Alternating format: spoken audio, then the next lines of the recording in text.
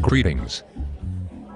My name is Daniel Binks, and I'm here to tell you about the magical story of the bounty you and I call Thanksgiving. Once upon a time, in a land far, far away, there lived an Indian boy by the name of Borelius. Borelius was a cunning young lad, but wasn't really the best at skinning and archery, although he was known for his keen sense of direction and his can-do attitude. On the gloomy November evening he decided to go out and get a bite to eat, so he stopped by the camp and explained this to the chief.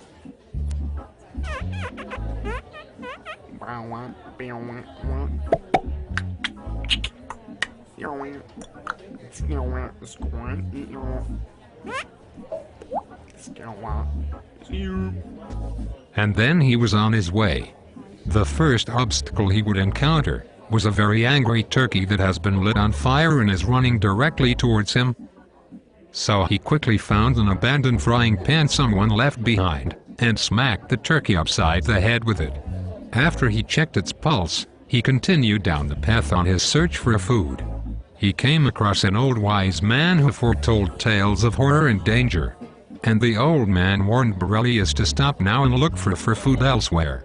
But Borelius refused and continued on his quest. The wise man then died. Suddenly the pilgrims arrived from the mountain tops where they reside. They brought gifts of heavy cloth that would soon be known as the tablecloth and delicious cranberry sauce in a can. They all went back to the home camp and set up a huge feast using the new tablecloth and cranberry sauce. The feast was known as Thanksgiving. Then suddenly the chief emerged from his squat position and cut the hand of Borelius off as he fell to his death, screaming, "My son, no!" Borelius was then forced to carry a cross to Mount Sinai, where he will be nailed and executed to it. 3 days after his death, a strange man emerged from a hole. The man's name was Tom Hanks. But after he saw his shadow, he ran back into the hole out of fear.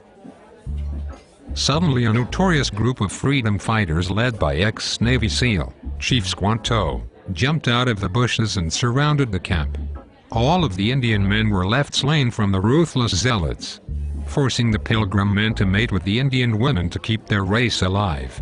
Which is why to this day you will still see some of the natives roaming the downtown streets, or perhaps at your local burger joint.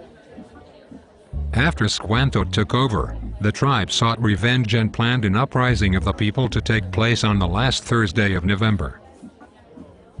Unfortunately, Squanto outsmarted the people and their plan failed. He then began to execute each one of them individually.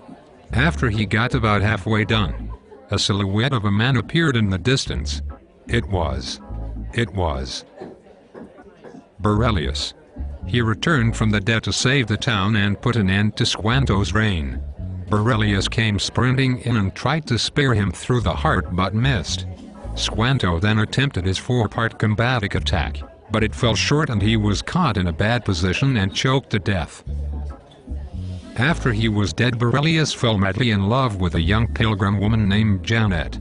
But since he was now the only male Indian left, his love for Janet was strictly forbidden.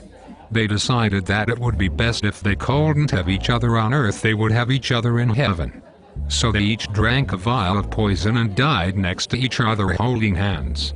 Turns out their religion was wrong and they went to hell, where they had no time to love because they were too busy burning.